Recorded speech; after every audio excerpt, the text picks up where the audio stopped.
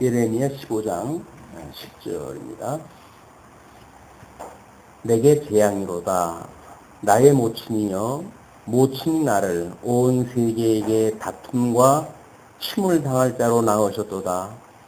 내가 끼워주지도 아니하였고 사람이 내게 끼이지도 아니하였건만은 다 나를 저주하는도다. 지금 예레미야는 우리 앞서서 하나님 앞에 구원을 간구하기도 했고 민족을 위해서 기도를 하기도 하곤 했습니다. 그러나 하나님께서 기도조차도 하지 말라고 하는 이런 그 말씀 가운데 상당히 그 심령이 어머니에게 고백적으로 하듯이 이게 지금 재앙인데 모친이 나를 온 세계에게 다툼과 침을 당할 자로 낳으셨습니다. 이렇게 이야기를 합니다. 예레미야가 지금 하나님의 말씀을 듣고 그 하나님의 예언의 말씀을 그 민족들에게 전하지만 민족들은 오히려 예레미야의 이러한 처사에 대해서 이제 핍박을 하고 또는 그의 말을 듣지 아니하는 이런 가운데에 아마 심정을 잘 표현한 내용이 아닌가 이렇게 싶습니다. 우리 모든 인생이 마찬가지죠. 모든 인생이 오늘 그러지 않아도 아침 밥상머리에서 그런 이야기를 했습니다만은 젊은 시절에 그렇게 힘들고 어려웠을 적에도 또래들하고 어울리고 그러면서 그냥 세상 모르고 그냥 웃고 지나온 것이 젊은 시절이 아닌가 싶어요. 그러나 오늘날 우리가 돌아보건대 그때를 또 그렇게 살려고 만약에 한다면 과연 살겠다고 하는 사람이 있을까 싶습니다. 왜냐하면 인생의 그 어떤 삶이라고 하는 것이 정말 또래들끼리 몰려가지고 아무것도 모르고 지나갈 적에는 희희낙낙하고 지나갈 수가 있겠지만 인생이 뭔지를 궁구하고 그러고 그 시간들을 보낸다고 한다면 차마 이게 재앙이죠. 재앙의 시간들입니다. 우리 자녀들에게도 정말 하나님을 모르고 사는 그 인생이 얼마나 불쌍한 인생인지 이것들을 우리가 교육이 되어져야 이 세상에 두고 있던 모든 소망을 버리고 하나님 나라를 소망으로 살아가겠건만 여전히 이 세상에 어떤 미련을 가지고 혹시나 하고 이 세상을 살아가는 것이 하나님을 모르는 모든 사람들의 삶이라고 보여집니다. 모르는 사람들은 당연히 모르니까 그런다고 하더라도 하나님은 우리가 정말 만사를 언약대로 이루시니 여호와라고 우리가 고백을 하면서 살아가는 우리들도 이 땅에 모르는 미련이 많은지 모르겠어요. 이 땅에 미련이 많아가지고 그걸 마저 채워야 된다고 하는 그런 생각 때문에 우리 힘들게 인생살이가 계속되지 않는가 이런 생각을 해봅니다. 어떻게 보게 되면 우리들이 가지고 있는 고민거리에 99%는 사실은 전부 남의 것들로 시작되어지는 겁니다. 내 걸로 만들어지는 고민은 사실은 얼마 없고 극소수예요. 나 때문에 만들어지는 고민은 우리가 이거 손으로 헤아릴 정도예요. 나머지 거는 다 주변 사람들에 대한 것, 주변 사람들에 의한 것, 전부 이런 것들이에요. 다른 사람이 나를 어떻게 생각할까? 또 내가 그 사람한테 이렇게 말하게 되면 그 사람이 어쩔까? 또는 다른 사람의 아주 크게 우리가 마음을 먹고라도 우리 사랑하는 아들을 내가 어떻게 잘 살게 할까? 이런 것들이 다 우리들이 가지고 있는 고민이거든요. 근데 그 고민을 가만히 들여다보게 되면 내가 할 수 있는 건 아무것도 없다는 거예요. 그럼 내가 할 수 있는 것이 아무것도 없는 고민을 100에서 99개를 하면서 살아간다고 한다면 우리는 그냥 그러면서 인생 사는 겁니다. 성경을 통해서 만사를 하나님께서 언약대로 이루어 가신다고 우리가 끊임없이 그걸 우리가 배우고 또 그 하나님을 경외한다고 하면서도 여전히 그 하나님은 온데간 데가 없어요. 그리고 여전히 발붙이고 사는 이 인생이 뭘 해야 된다고 하는 그런 그 문제 때문에 우리는 그렇게 세상이 힘들어요. 또 그렇게 살다가 보니까 그걸 협조 안 해주는 사람들이 야박스럽게 짝이 없어요. 이렇게 내 마음을 몰라줄까 싶고 그래요. 이것이 우리 인생들이 정말 만사를 하나님이 섭리한다고 하는 걸 까맣게 잊어버리고 내가 이 땅에 무슨 주인공이라고 생각이 들고 의지가 있어서 내 인생을 내가 개척하고 내 인생뿐만 아니라 내 이웃의 모든 삶도 내가 좌지우지할 수 있다고 하는 이런 커다란 착각 속에 우리가 살아가고 있다는 거죠. 지금 예레미야가 하나님의 말씀을 듣고 좀 전한 거 아닙니까? 그럼에도 불구하고 백성들이 그 말을 안 듣는 거예요. 아니 그렇게 했을 때 예레미야가 모친이여 나를 왜 이렇게 낳으셨습니까? 그 얘기 아닙니까 지금? 그러니까 삶의 의미라고 하는 그것이 내가 무엇인가 하나님 앞에 그 말씀을 듣고 그 말씀을 전하고 했을 때 상대방이 그 말씀을 듣고 뭔가 변화가 만들어져야 이 예레미야는 자기의 무슨 가치가 이제 만들어지는 거 아니에요. 아, 그래도 내가 하나님 앞에 이렇게 큰 어떤 쓰임을 받았구나 라는 생각을 가지고 위로가 되어질 거란 말이에요. 그런데 하나님의 말씀을 그 숱한 고난 속에 전해는데도 불구하고 안 듣는 거는 고사하고 핍박까지 하니까 예레미야의 그 심정이 오죽하겠습니까? 이 예레미야의 심정을 우리가 측은지심을 가지고 들여다보게 되면 우리는 함정에 빠지는 거예요. 이 온종주의에 빠져가지고 참 안타깝다, 애처롭다 이렇게 이제 보고 말 거란 말이에요. 그러나 이분이 지금 예표적으로 보여주는 건 지금 메시아 아닙니까? 기름 부음 받은 자 메시아로서 참 이 선지자로서 하나님의 말씀을 지금 행하는 자란 말이에요. 그렇다고 한다면 장차 오실 예수 그리스도에 대한 예표적인 인물이에요. 그러니까 우리는 이 사건을 통해 가지고 참 우리 예수님 하나님인데도 불구하고 그분이 이 땅에 오셨음에도 불구하고 그분이 하나님 나라에 증거했는데도 불구하고 그걸 듣지 않는 인생들이 바로 이 하나님 앞에 저주받은 우리들의 모습이로구나. 이렇게 공감이 되어져야 우리를 붙들어 주실 주님에 대한 소망을 가지고 우리가 살아가게 되죠. 그 예수 그리스도 우리의 소망 되시는 그리스도를 놓치게 되면 우리는 여전히 이럴 수가 있냐 저럴 수가 있느냐 내가 너한테 어떻게 했는데 뭐 이런 어려움이 늘 우리한테 있는 거예요. 그것 때문에 때로는 뭐 10년 지기도 등에다 칼을 꽂고 이렇게 하는 것이 어리석은 인생들이 행하는 일이란 말이에요. 뭐 하나 하게 되면 그래도 다른 사람이 뭐 박수를 쳐주고 동의를 갖다 해주고 격려를 갖다 해주고 이런 문제가 돼가지고 뭐가 잘 돼야 될 텐데 근데 잘 안 된다는 거예요. 누구의 의도대로? 자기의 의도대로. 그것이 서운한 거예요. 세상 모든 게 다 서운해요. 나의 치근거리에 있는 사람도 다 서운하고 뭐 심지어 혈육관계에 있는 사람도 다 서운하고 내 마음을 몰라주는 형제자매도 다 서운하고 다 서운한 거예요. 이게 지금 우리 예수님이 이 땅에 오셔가지고 내가 하나님인데도 불구하고 이 땅에 와가지고 하나님 나라에서 증거했는데 너희들이 이 말을 듣지 않으니까 내가 정말 서운하다 이렇게 생각하신다고 한다면 우리 예수님은 정말 볼품없는 분이겠죠.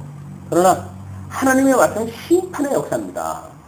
이 하늘에서 하나님의 뜻이 이루어진 것처럼 이 땅에서 이루어지기를 우리가 구하는 것처럼 하나님의 뜻이 지금 이 땅에서 이루어지는 그걸 통해서 계시되어지는 역사이기 때문에 그 하나님을 만나지 못한다고 한다면 우리는 그 예수 그리스도를 믿으면서도 불구하고 영 별 볼품 없는 인생살이를 갖다 살고 만다.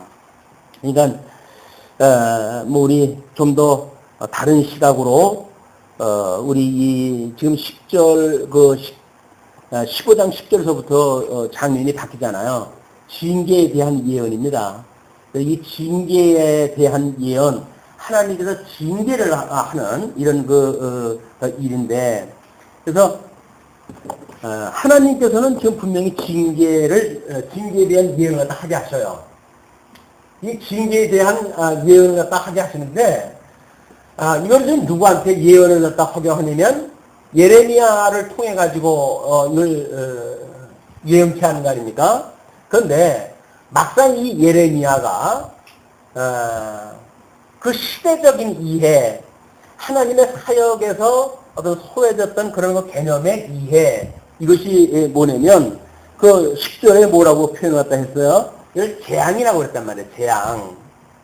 그러니까 하나님은 참 징계를 예언을 갖다 해야 되는데 예레미야가 가지고 있는 이 징계에 대한 오해가 예레미야 자신이 가지고 있는 거예요. 그러니까 예레미야가 이 재앙이라고 하는 개념이 바뀌기 전에는 이 징계에 대한 예언에 어떤 공감성을 가지고 소위 말하는 믿음을 가지고 복음을 증거할 수가 없겠죠.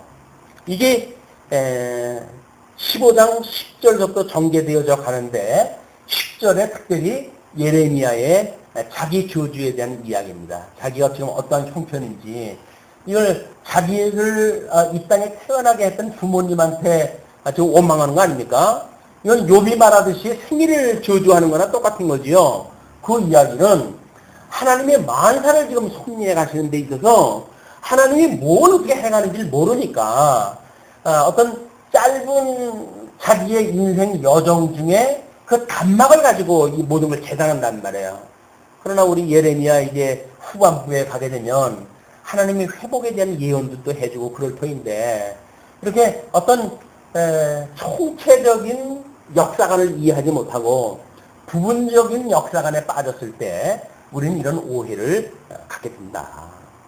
우리가 늘 그 하는 이야기가 뭐 힘들고 어려울 때 다 상관이지 않느냐. 인생 다 상관이지 않느냐. 왜? 그 이야기는 물론 뭐 그 어려운 사건으로부터 우리가 회복되어지는 어떤 의미도 있겠지만 궁극적인 거는 하나님의 뜻이 무엇인지 알게 되어진단 말이에요. 이 고난에 대한 의미를 알게 되어진단 말이에요. 그래서 이것이 우리가 우리가 이제 죄가 죄된 것을 깨닫게 되어지고 은혜가 은혜된 걸 깨닫게 하시기 위한 아주 필수적인 지금 섭리의 과정인데 이걸 빼버리고 세상 사람들이 배부른 시대에 산다고 해가지고 너나 할 것 없이 뭐 이 세속적으로 배부른 거에만 관심을 갖는다고 한다면 이 신학적인 의미를 어디서 깨닫겠어요. 그러니까 상대적인 어떤 빈 공감에 의해 가지고 우리가 힘들어지는 겁니다. 어떤 놈은 팔자 좋아가지고 잘 먹고 잘 사는데 나는 왜 이 모양이냐라고 신상상하다 하게 되는 거 아니에요? 그러나 하나님의 이 섭리에 대한 의미를 깨닫게 되어지게 되면 이 고난의 의미가 우리들한테는 더없이 기쁨의 기회지요. 하나님께서 우리를 사랑하신다고 하는 징표 아닙니까? 사랑하시지 않는 자에게 뭘 징계를 갖다 주셔요. 잘 먹고 잘 살아서 죽게 내버려 두지. 그러나 사랑하는 자들이기 때문에 하나님께서는 이 좋은 날 우리들에게 징계에 대한 것을 깨닫게 하는 이런 역사선이라도 해가신다.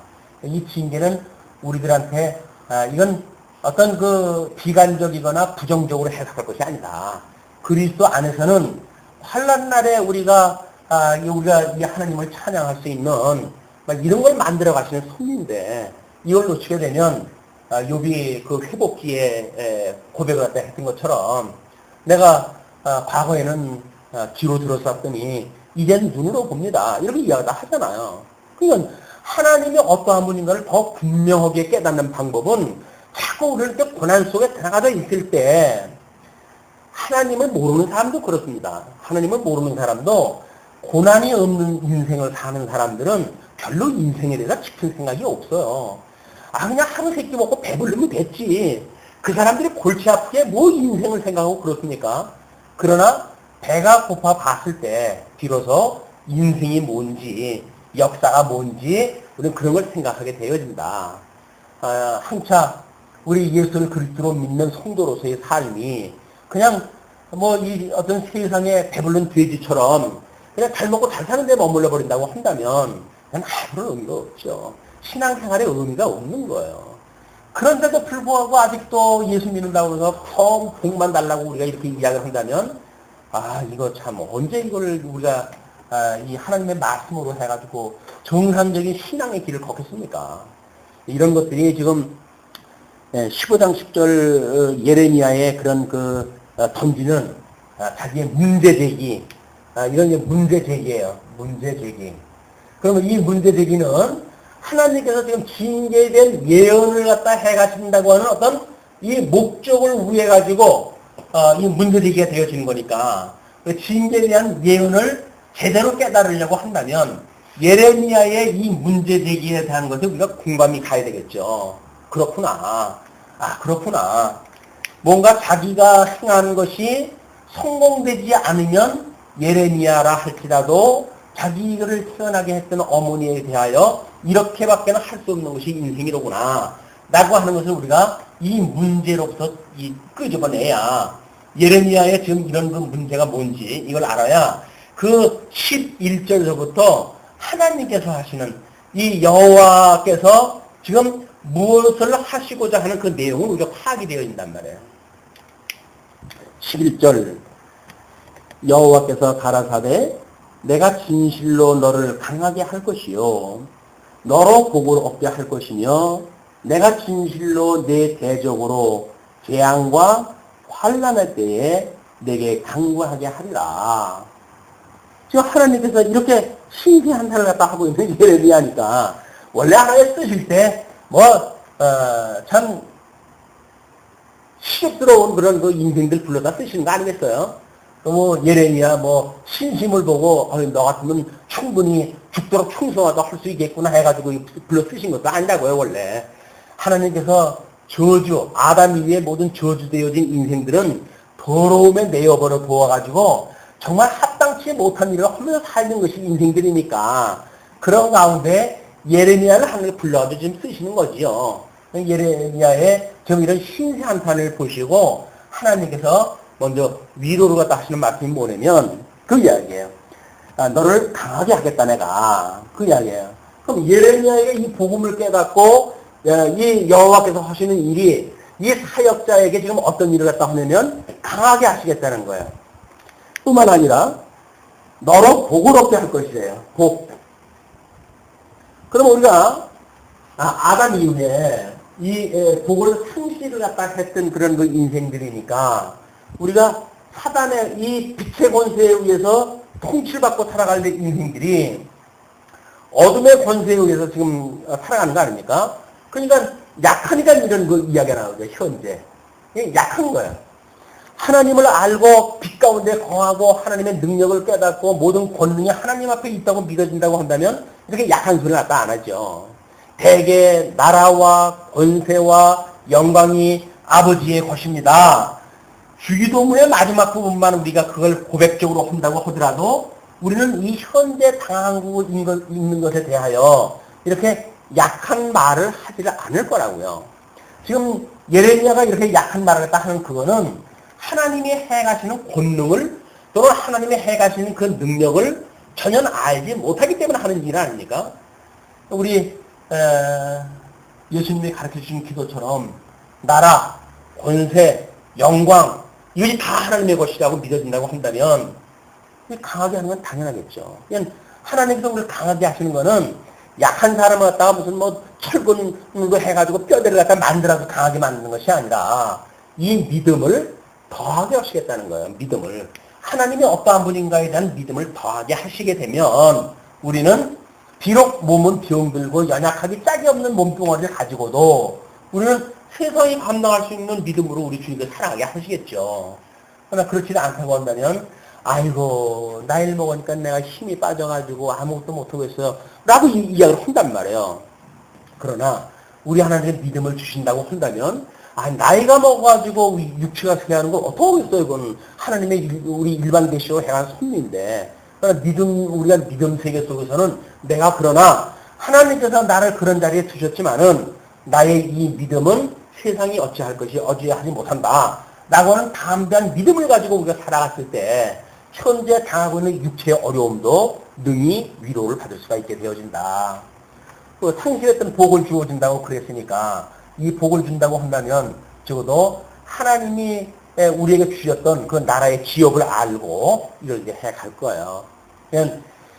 아담에게 하나님께서 양대 언약을 주셨잖아요. 이 복과 나라를 주셨잖아요. 그런데 이것도 상실하고 이것도 상실했단 말이에요. 그러니까 상실했어요. 그러니까 하나님 이 상실을 갖다가 행위 언약을 인해가지고 불순종을 해가지고 상실했잖아요. 그러나 하나님께서 은혜 언약을 인하여서 어떻게 하신다고 그랬어요? 이거를 회복하게 해주신다고 그랬어요. 그러면 아담에게 하셨던 이 실체적인 언약의 내용만 예레미야가 제대로 인식을 하고 있어도 이걸 믿어도 지금 과정 섭리 속에서 이것이 마치 세상을 다 산 것처럼 포기하지는 않겠죠. 물론 구약성경에 이런 것이 언약 부분으로 그림자처럼 보였기 때문에 실질적으로 예수 그리스도께서 오셔서 모든 저주를 우리 주님께서 다 감당을 하시고 은혜 언약을 인하여 부활하셨기 때문에 그 이야기죠. 그러니까 이 행위언약으로 인해서 모든 우리를 갖다가 예수 그리스도와 함께 죽게 하시고 교회고 예수 그리스도와 함께 부활하심으로 하나님이 회복하셨던 이 나라를 우리가 누리고 산단 말이에요, 지금. 그러니까 주님의 몸된 교회는 회복되어진 하나님의 나라입니다. 회복되어진 하나님 나라인지도 모르고 우리가 예레미야처럼 징징징징 하게 된다고 한다면, 그러면 우리는 회복되어진 하나님 나라에 사는 게 아니잖아요. 그죠? 우리가 하나님 나라에, 회복되어진 하나님 나라에 산다는 이야기는 내가 이것은 죽고, 내 육은 예수 그리스도와 함께 죽고, 나의 이 신령, 이 성결의 영은 예수 그리스도와 함께 부활을 갖다 해서 정말 하나님께서 우리 아담에 창시했던 복과 나라를 다시 회복되어진 이런 가운데 내가 살고 있다고 하는 것이 구원받은 이 구원이란 말이에요. 이게 구원이에요. 이게 구원. 근데 구원받았다고 하면서 이 구원을 이야기를 안 하고 죽었던 나를 살리셨다든지 그런 관념적인 것만 생각을 해버리게 되어지니까 실질적으로 주님의 몸된 교회에 이 빛의 자녀로서 살아가는 데 힘이 없는 거예요. 구원론에 대한 어떤 그런 막연한 관념적인 걸 가지고 구원에 이르다고 볼 수가 없습니다. 이게 실제적인 거예요. 우리가 예수 그리스도로 인해 가지고 아담이 상실했던 복과 나라를 우리는 회복해가지고 지금 살고 있는 거예요. 이게 실제라니까요. 이건 가정이 아니고 실제 상황이에요. 실제 상황. 이게 우리 정체성이 되는 거 아닙니까? 예수 그리스도와 함께 우리가 하나님 나라에서 복 있는 백성으로서 우리 복 있는 예수 그리스도와 연합되어져 가지고 복이 그누르시는 하나님과 더불어 사니까 우리가 복 있는 자지. 어떻게 세상에 그 돼지들이 배부르다고 해가지고 돼지가 복 있다고 말할 수는 없잖아요. 근데 어떻게 우리는 잘 먹고 잘 사는 걸 복이라고 아직 생각을 할 수밖에 없는 얘기죠.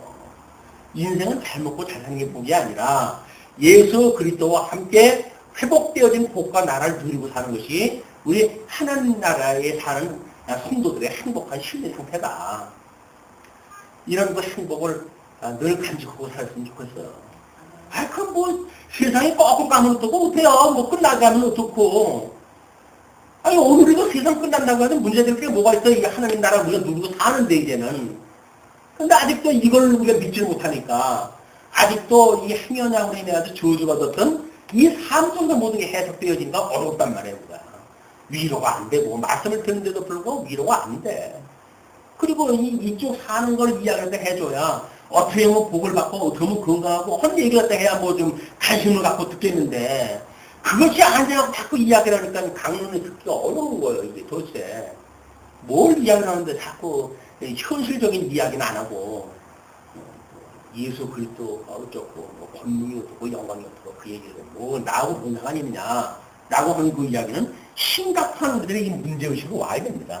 내가 지금 구원에 대해서 무슨 확신이 없나? 라고 하는 문제가 와서, 정말 이 복음을 깨닫고, 이 회복되어졌다고 하는 것이 깨달아졌을 때, 세상이 감당할 수 없는 믿음으로 가지고 살아갈 수가 있잖아요.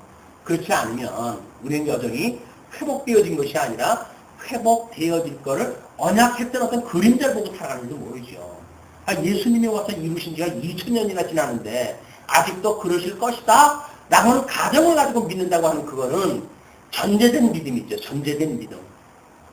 하나님이 그렇게 할 것이다 라고 하는 전제된 믿음이에요.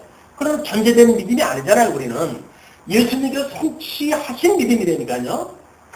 이건 어떻게 거부할 수가 없어요. 부정할 수가 없어요.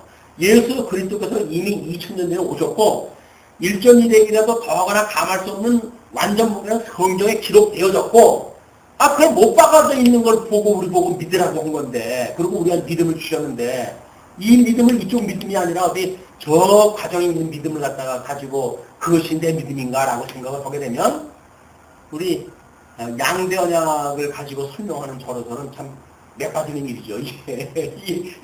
우리가 지금 어떤 데서 살고 있는데 맨날 세상에 그걸 가지고 우리가 징징징징거리고 자기 낙해주는 엄마나 원망 없다 하면서 살아가는가. 자, 뿐만 아니라 내가 진실로 내 대적으로 재앙과 환난의 때에 내게 간구하게 하리라. 그러니까 우리가 이렇게 회복되어진다고 한다면 우리를 공격하던 이런 그 사단의 권세들 이런 것들이 오히려 우리들에게 통치가 닿게 되어지는 거예요. 그 우리가 아담이 하나님 앞에 이 통치에 대한 언약을 받았을 때에 다스리라라고 했을 때에 이 통치가 하나님 나라의 3대 요소 중에 하나 아닙니까? 근데 이걸 상실했단 말이에요. 또 우리가 만물의 영장이라고 그런데도 불구하고 모든 이 어떤 문화라든지 일반 문화는 모두 과학이 발달하고 뭐 해서 우리가 우리 이런 아주 그 모든 동물에 으뜸되어진 그런 그 인생이라고 우리 이야기를 하는데, 근데 정말 우리가 사단이 우리를 미혹하는 모든 우리들의 살아가는 삶에 대하여 긍정적으로 해석을 하고 이 사단에 대한 걸 우리가 미혹을 꿰뚫어보고 사단아 물러가라 라고 할 수가 있는지, 아니면 사단이 흔드는 대로 끌려가가지고 야 복구해 하면 복구하고 먹을 거 구해 하면 먹을 거 구하고 이런 사단이 휘두른 대로 산단 말이에요. 네가 하나님의 아들이야? 그러면 이 돌덩어리 가지고 떡 만들어 먹어 라고 해가지고 줄레줄레 따라가게 되면, 아니 그리스도께서는 사람이 하나님의 말씀으로 사는 것이지 라고 해가지고 대적을 하다 했는데, 그분과 한 몸을 이뤘던 우리들은 그런 사단의 공격에 대하여 완전 무장해제예요. 그러니까 돈 몇 푼 준다고 그러면은 사생같은 매달릴 수밖에 없는 거예요. 하나님이 권능이 아니라 돈이 권능이다. 그게 우상숭배 아닙니까? 우상숭배가 무슨 지금 어디 절간에 가가지고 하는 것이 우상숭배입니까? 아니에요.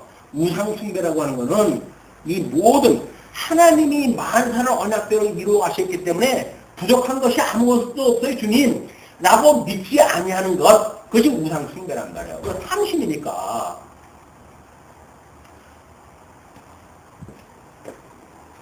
자, 그러면서 누가 능히 곧 북방의 철과 놋을 꺾으리요.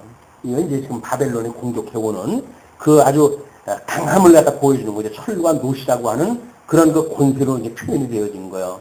그러나 내 모든 죄로 인하여 내 사경의 모든 재물과 보물로 값없이 탈취를 당하게 할 것이며, 그 철과 같고 녹과 같지만 그걸로 하나님의 백성을 공격하는 죄로 인해 가지고 모든 재산과 보물 값없이 탈취를 당하게 할 것이며, 너로 내 대적과 함께 내가 알지 못하는 땅에 이르게 하리니 이는 나의 진노의 맹렬한 불이 너희를 사르려 함이로다. 그래서 이제 그 구체적으로 이제 뒤에 이렇게 이야기를 해요. 여호와여 주께서 아시오니 원컨대 주는 나를 기억하시며 공고하사 나를 박해하는 자에게 보복하시고 주의 오래 참으심을 인하여 나로 멸망치 말게 하옵소서. 주를 위하여 내가 치욕당하는 줄을 아시옵소서. 이제 하나님에게 이렇게 강하게 하고 복을 줄 것이고 너를 공격하는 대적을 내가 물리칠 것이고 라고 하는 약속을 다 하니까 비로소 예레미야가 정신을 차렸어요. 정신을 차리고 하나님을 이걸 기도를 하는 겁니다. 그러면서 만군의 하나님 여호와시여 나는 주의 이름으로 일컬음을 받는 자라. 내가 주의 말씀을 얻어먹었사오니 주의 말씀은 내게 기쁨과 내 마음에 즐거움이 오나. 내가 기뻐하는 자의 회에 앉지 아니하며 즐거워하지도 아니하고 주의 손을 인하여 홀로 앉았사오니 이는 주께서 분노로 내게 채우셨음이니이다.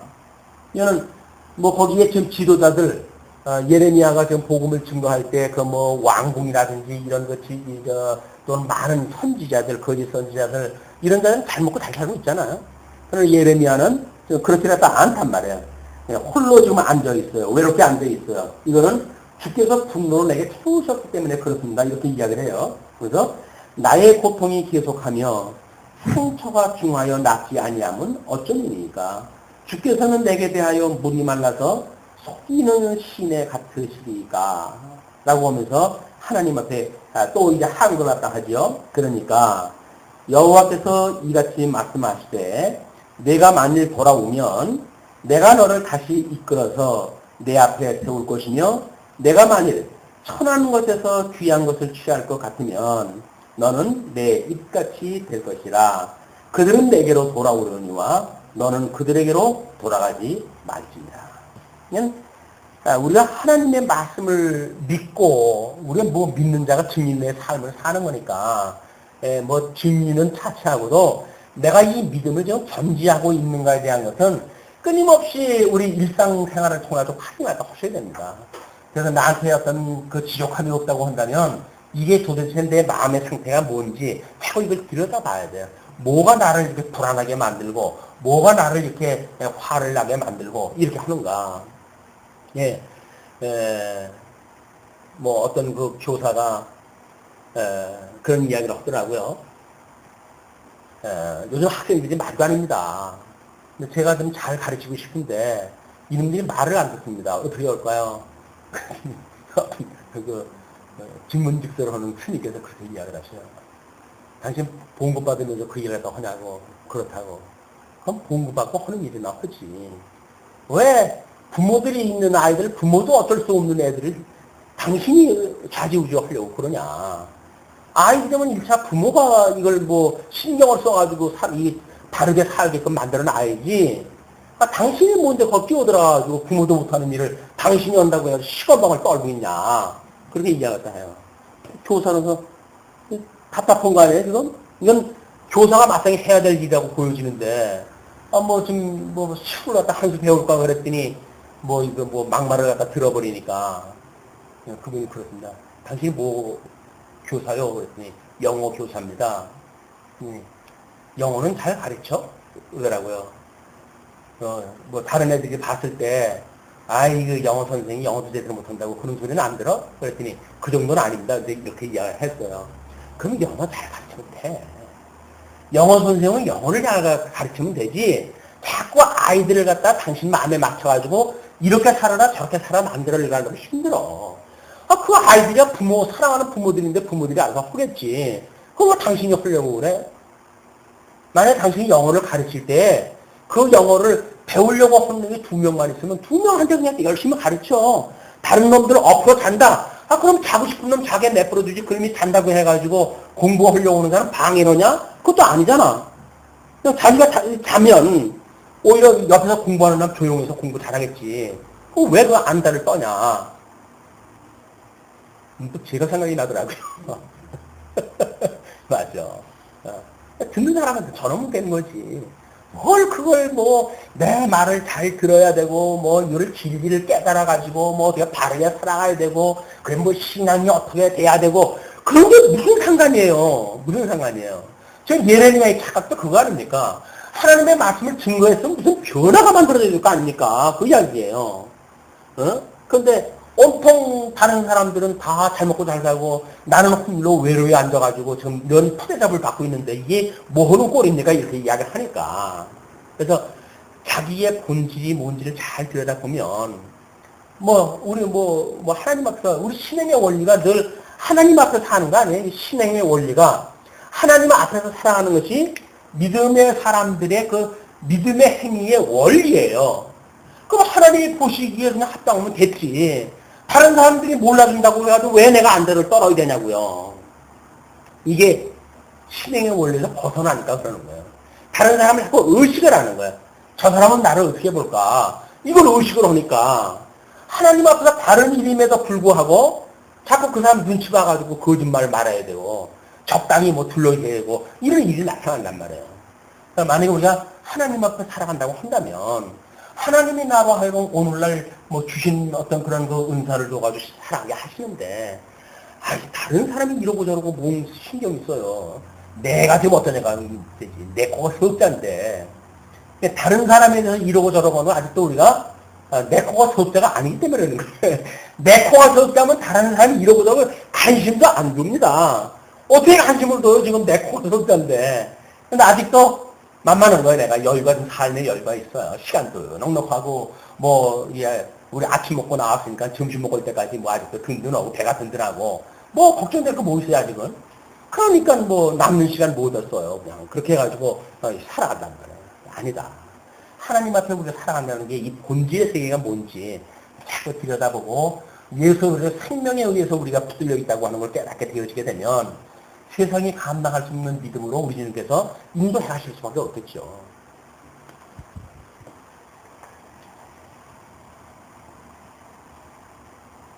예, 여호와께서 이같이 말씀하시되 내가 만일 돌아오면 내가 너를 다시 이끌어서 내 앞에 세울 것이며 내가 만일 천한 것에서 귀한 것을 취할 것 같으면 천한 것에서 뭐예요 이게? 이쪽에 세속적인 거 예레미야가 부러워했던 거 저놈들은 잘 먹고 잘 사는데 나는 그 외롭게 있습니다 라고 그랬으니까 그 천한 거로부터 네가 거거에서 뭔가 가치를 갖다 얻으려고 하면 그 이야기 아니에요? 귀한 것을 취할 것 같으면 너는 내 입같이 될 것이라. 그들은 내게로 돌아오려니와 너는 그들에게로 돌아가지 말지니라. 그래서 우리가 이 세속적인 데에서 깨닫는 그거는 하나님을 깨달아가는 도구로 주어진 거지 이 도구가 본질이 아니란 말이에요.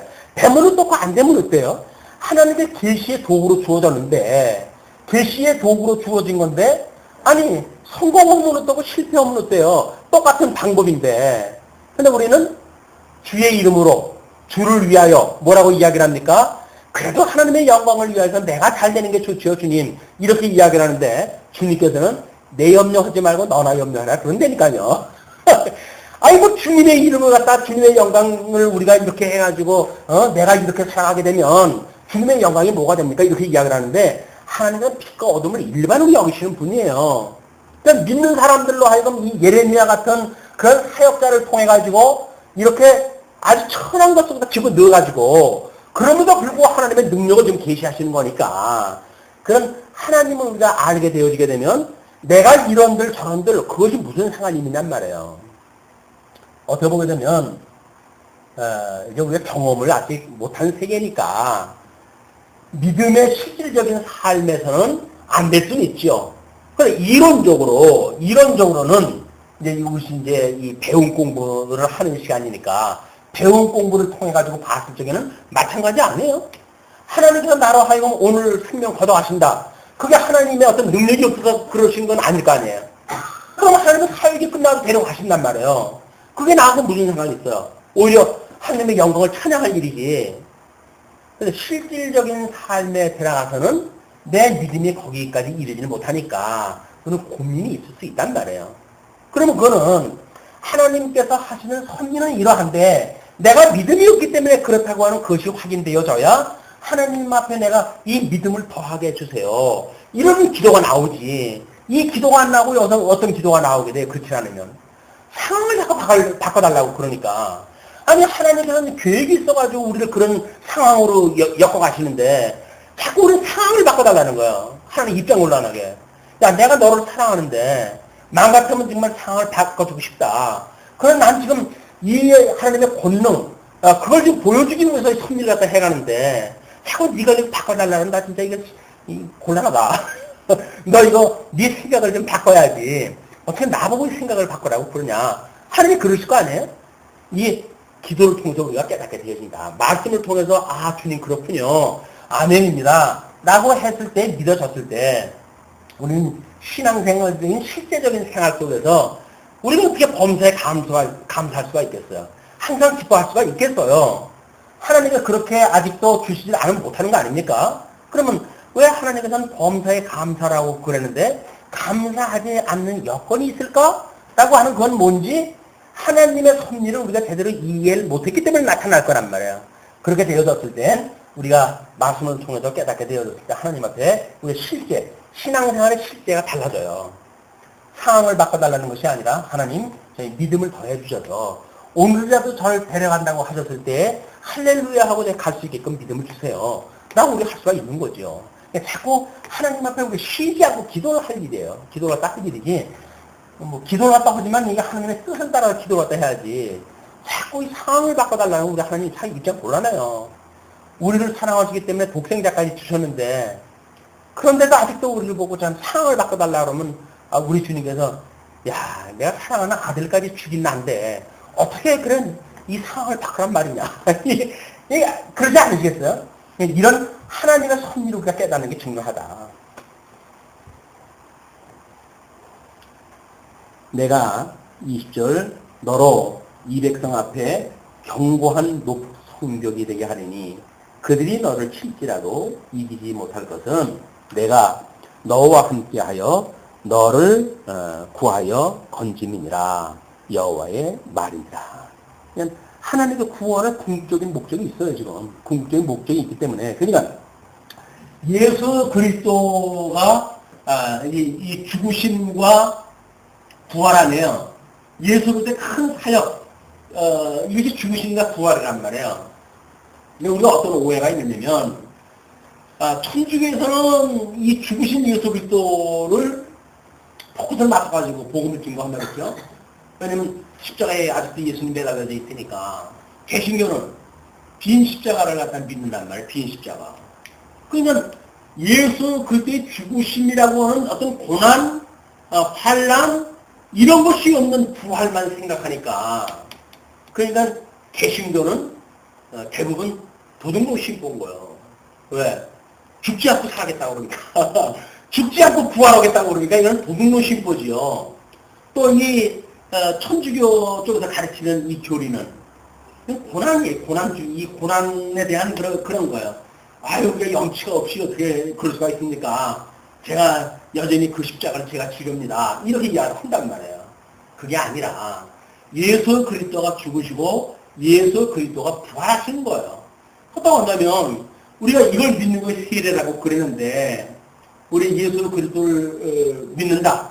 라고 하는 걸 우리 세례라고 이렇게 이야기를 했잖아요. 세례는 예수님과 함께 죽고 예수님과 함께 사는 걸 세례라고 그랬으니까 그럼 세례받은 성도로서 마땅히 우리는 이거는 십자가에 못 박아 죽었어요. 라고 고백이 되어져야죠. 근데 이걸 구하자는 거야. 끊임없이 이걸 구한단 말이에요. 나 이거를 구하는 것이 아니라 끊임없이 신령한 우리 하나님의 부활을 하셨던 이 신령한 하나님의 회복의 나라에 대한 나라와 의의를 구하는 것이 마땅히 우리가 구할 일이다. 그래서 이런 어떤 십자가에 어떤 편향되어진 믿음이 천주교는 천주교대로 개신교는 개신교대로 어떤 한쪽 부분에 치우쳤어요. 전부 치우쳐가지고 거저먹자고 하는 사람들의 또 자기가 또 일조하겠다고 하는 사람의 이런 오류를 범하게 되었습니다. 하나님께서 좀 너를 구하여 건짐이니라. 여호와의 말이니라. 내가 너를 악한 자의 손에서 건지며 무서운 자의 손에서 구속하리라. 이렇게 이야기를 하잖아요. 그러면 만약 예레미야가 애굽에서 구원하셨던 애굽에서 불러낸 그 여호와의 구원을 갖다 우리가 인정을 했다고 한다면 나중에 지금 받고 있는 이런 어려움 속에서도 회복할 것 같다 믿겠죠. 그렇지 않아요? 아니 애굽에서 종노릇 하던 이스라엘 백성들에게 하나님이 열조의 언약한 것을 기억하고 이들을 불러내셨다고 그랬단 말이에요. 그래서 그 여호와인 줄 알게 하기 위해서 너희들에게 내가 이 계명을 주는 거야 라고 이야기를 했으니까 광야에서 사는 사람들은 하나님이 여호와인 줄 믿고 살아갈 거란 말이에요. 그것을 우리가 선민국가가 창건이 되어졌으니까 예레미야도 물론 이 하나님을 믿어야 될 거라고요. 그런데 이 애굽에서 구원해냈던 이 이스라엘 백성의 역사가 지금 우리 지난 시간에도 그걸 확인했다 했지만 지금 이 애굽에 내려간 역사가 언제서 소개가 되어지냐면 창세기 37장부터 소개가 되어지죠. 그죠? 그 창세기 37장에 뭘 이야기가 되냐면 야곱의 약전이라고 이렇게 나와요. 야곱의 약전이 이러하니라. 그러니까 야곱의 이야기로 해야죠. 직접적인 이야기는 창세기의 50장까지가 전부 야곱의 이야기예요. 물론 거기에는 전부 요셉의 이야기, 형제들과의 그런 그 이야기의 대부분입니다. 근데 성경 기자는 그거를 야곱의 약전이라고 이렇게 이야기를 했단 말이에요. 그럼 야곱의 약전이라고 하는 것이 지금 형제들이 어떤 요셉을 갖다가 이제 음모로 다 풍겨가지고 애국에 팔아먹는 일까지 나타나지 않습니다. 그 다음에 유다라고 하는 이는 또 다말이라고 하는 자기의 며느리하고의 어떤 관계로부터 아들이 생산되지 않습니까? 이런 불순종이라고 하는 이런 거로부터 해가지고 분국에까지 이루어진단 말이에요. 분국에까지. 이 분국이 이루어진 것이 궁극적으로 유숙해 하시기 위한 과정순이 아니겠어요? 그러면 이 유숙해 되어진다고 한다면 이거로부터 회복되어진 것이 하나님의 뜻이에요. 선민국가에. 그렇다고 한다면 예레미야가 하나님의 뜻을 알고 있었다고 한다면 북북의 마지막 부분에 가가지고 지금 이 예언 활동을 하고 있으니까 하나님께서 자꾸 바벨론에 포로로 끌려가게 하시겠다는 거 아니에요. 그럼 이걸 여기서 회복을 갖다 하시는 하나님의 능력을 보여주시겠구나 라고 하는 믿음을 예레미야는 못 가지고 있었던 거예요. 그러니까 자꾸 과정 중에서 지금 이 어려움을 토로를 갖다 하는 겁니다. 하나님께서 아니야 내가 너를 구원할 거야. 그 이야기는 뭐예요? 궁극적인 구원을 이야기를 하는 거란 말이에요. 애국에서 불러냈던 하나님께서 포로로 끌려갔던 그날에서 너를 구원할 거라고 하는 걸 보여주는 거죠. 이것이 나중 영광이 먼저 영광보다 승하게 하시기 위한 하나님의 그 영광이란 말이에요. 영광. 그 영광을 보게 하시기 위해서 그 화려했던 하나님의 나라, 그 다윗 그 통일 왕국 이걸 갖다가 무참하게 잿더미를 갖다 만드시는 거예요. 그분이 하나님의 섭리예요. 우리 처음에 만들었던 몸뚱어리 하나님이 만드신 거 아니에요? 그 우리 몸뚱어리 흙으로 빚어 만든 것도 하나님의 뜻을 따라서 만드신 거예요. 그러나 그걸 가지고 안 되니까 그걸 죽이시겠다는 거예요. 그걸 없애버리고 신령한 세계에서 살아가는 이 영적인 이런 신령한 어떤 하나님의 자녀로 너를 갖다 회복시키겠다는 이야기가 우리 신앙생활의 과정 아닙니까? 네, 신앙생활의 과정은 뭐예요, 우리 보고? 하나님 끊임없이 너를 죽이겠다는 거 아니에요? 죽이겠다는 거 아니에요? 그 죽이겠다는 게 하나님의 뜻인데 하나님의 뜻은 차치하고 자꾸 날 살려달라고 이야기를 하니까 그냥 내가 너를 살려준다니까 그냥 지금 죽어야 돼 라고 하는 이야기예요. 내가 너를 살려줄게. 그러니까 넌 죽어야 돼. 지금 그 이야기거든요. 근데 우리는 여기서 죽지 않겠다고 자꾸 그러는 거예요. 이 죽으면 썩을 이 살덩어리를 가지고 영생 불사를 하겠다 그러니까 하나님께서 그걸로는 천국 못 가. 천국에는 그런 걸로 가는 거 아니야. 그냥 너는 그건 벗어버려야 되니까 내가 때로는 너는 아프게도 하고 가난하게도 하고 고난 속에 너를 주는 거야. 그게 얼마나 필요 없는 건지 네가 그걸 절실히 깨달아야 신령한 하나님 나라에 대해서 소망을 가지고 살아갈 거 아니겠니? 하나님께서 우리한테 그 메시지를 주시는 거란 말이에요. 우리 위로되지 않습니까? 아유 그렇군요 주님. 그렇다고 한다면 오늘 저녁에라도 저를 데려간들 제가 무슨 할 얘기가 있겠어요. 저를 얼마나 사랑하시면 이 고난 땅에다 더 앉으시고 데려가시겠습니까? 라고 해서 오히려 죽음에 대하여 우리는 소망을 갖게 되어 있죠. 그게 아니니까 어떻게든지 건강해야 되고 어떻게든지 장수해야 되고 이런 것 때문에 우리가 스트레스 받는 거예요. 머리카락 하나 내 맘대로 우리가 검게 시게 할 수 없는 것이 우리인데 자꾸 뭘 하겠다고 그러니까 코 막고 답답한 거예요 우리가. 저도 마찬가지예요. 저도 허른짓이 저라고 다릅니까 똑같이. 그러나 이 말씀을 강론을 하다가 보니까 성령께서 감동을 줘가지고 지금 저한테 하시는 이야기예요. 이게 저한테 하시는 이야기예요. 이 공감이 가니까 제가 이렇게 감히 말씀을 드리는 거죠. 공감할 수 있는 분들한테만 특별히 오늘 또 이렇게 출석해 하셔가지고 은혜의 자료를 주신 줄로 믿습니다.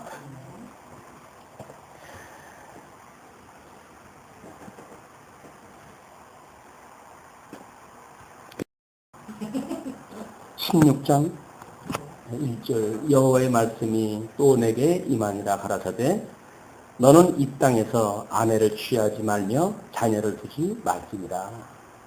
이것도 어떻게 보게 되면 예레미야 입장에서 다른 사람들 다 결혼은 나만 못해 이럴 수 있는 거 아니에요? 근데 예수님이 주 70년에 예루살렘 멸망할 때에 대한 예언을 하시면서 그 아기를 가진 자에 대한 그 화에 대해서 이야기를 하죠. 왜냐면 도망을 가야 되는데 그 자녀들이 있게 되면 그 부모가 자녀를 두고 갈 수가 없잖아요. 그냥 도망가는 일에 처지게 되어지고 생명이 위태롭기 때문에 그 자녀를 가진 자의 어려움을 그렇게 이야기했다 했고 사도 바울은 고린도서에서 그때도 이제 환란이 가까울 때니까 할 수만 있으면 나와 같이 홀로 살라고 이렇게 권면하다 하고 그랬죠. 이게 전부 환란의 때입니다. 환란의 때. 우리가 이 세속적이라고 하는 거는 전부 이 혈육적인 거 아닙니까? 이 혈육적인 거기 때문에 이 혈육적이라고 하는 그 이야기는 아마 우리가 결혼을 갖다 한다든가 아기를 낳는다든가라고 하는 이 세상에서 하는 우리들의 모든 삶의 이것이 어떤 특별한 영적인 문제가 없으면 그냥 이 세상에서 이게 목적이에요. 그래서 결혼 잘하고 자녀 잘 낳고 자녀 성공하고 이것이 그냥 일반인들의 생각하는 이 삶의 전부란 말이에요. 그러나 이것이 만약에 복음을 깨닫는 도구로 주어졌다고 한다면 이것이 환난할 때는 이것이 있게 되면 오히려 주를 위하고 믿음의 생활을 했다 하는데 이게 방해가 되죠. 그렇기 때문에 할 수만 있으면 이 믿음 생활을 할 적에 자녀의 삶이라든지 이런 것이 얽혀가지고 방해가 받는 일이 없도록 특별히 예레미야한테는 미안하지만 그래서 결혼을 해도 하지 말라고 그럽니다. 이거는 예레미야를 위해서 한 이야기거든요. 근데 이런 목적을 모르게 되면 나만 미워 이렇게 생각이 든단 말이에요. 하나님이 자기를 사랑하는 건데 사랑하는 것이 아니라 나만 미워 이렇게 생각한다 하니까 궁극적인 하나님의 이 포괄적인 섭리를 깨달아야 우리가 부분적으로 주어졌던 하나님의 뜻을 분별하게 되어지고 그 뜻이 분별되어졌을 때 하나님의 사랑을 깨닫게 되어지고 그렇기 때문에 우리가 위로가 되어지는 거지 이걸 전체를 모르고 부분만 우리가 알게 되어지게 되면 나만 미워하는 거죠. 예를 들면 결혼도 하지 말라고 그러니까 너는 이 땅에서 아내를 취하지 말며 자녀를 두지 말지니라. 이곳에서 생산한 자녀와 이 땅에서 그들을 해산한 어미와 그들을 낳은 아비에 대하여 나 여호와가 이같이 말하노라.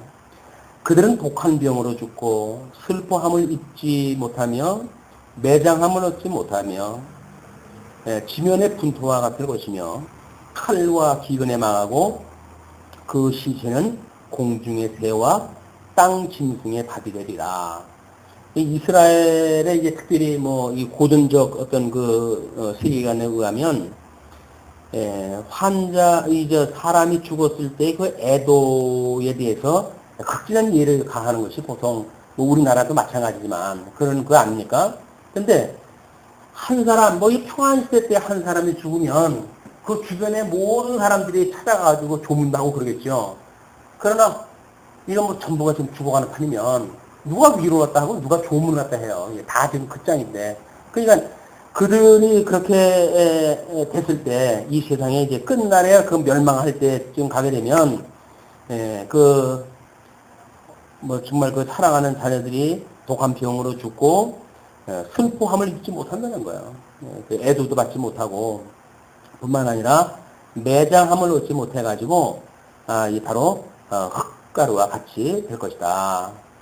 그리고 칼과 기근에 망하고 그냥 온욕으로 죽고 전쟁으로 죽고 기근으로 죽고 이것이 구약시대 세 가지의 징계의 그 종류라고 했잖아. 하나님께서 징계를 하실 때 기근, 그 다음에 온욕, 그 다음에 칼. 이 칼은 전쟁을 이야기하는 거죠. 이거는 기근이라고 하는 땅의 가뭄으로 인해 가지고 되어지는 거 아니에요? 하나님께서 나라를 언약을 하셨을 때 그 나라의 3대 요소가 자손, 땅, 통치 이 세 가지가 하나님의 언약했던 나라의 3대 요소입니다. 그러니까 자손들은 질병으로 죽게 만들고 땅은 기근으로 인해 가지고 곡식이고 다 없어가지고 굶어 죽게 만들고 그리고 이런 그 외국과의 관계는 전쟁에 의해 가지고 칼로 망하게 되어지고 이것이 하나님께서 약속했던 세 가지의 그 요소를 어떻게 저주했다 하는지에 대한 방법이란 말이에요. 이제 구약성경에서 끊임없이 기근, 온역, 칼, 전쟁 이런 것들이 언급되어지게 되면 하나님께서 그렇게 언약을 하시더니 이렇게 망하게 하시구나 이걸 알 수가 있겠죠. 근데 여기서 이제 독한 병으로 죽겠다 그러는데 예레미야를 우리가 특별히 자손이라고 이렇게 이야기를 했어요. 그죠? 이 자손에 대한 회복에 대해서 지금 이야기하는 것이다. 그러면 지금 이 기근이라든지 물론 이제 부분적으로 이런 것도 나오지만 나중에 이 마지막 멸망 때에 하나님께서 이 온역으로 질병으로 해가지고 몰살을 시키고 그리고 바벨론에 의해 가지고 전쟁에 의해서 칼로 망하게 되어지는 이제 이걸 지금 선언을 갖다 하고 있거든요.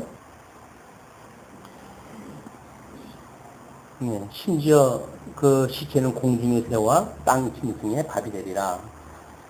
16장 5절로부터 여호와께서 이같이 말씀하실 때 상가에 들어가지 말라 가서 통곡하지 말며 그들을 위하여 애곡하지 말라. 내가 이 백성에게서 나의 평강을 빼앗으며 인자와 긍휼을 제함이니라. 여호와의 말이니라. 그러니까 하나님께서 이미 인자를 빼어서 가셨어요.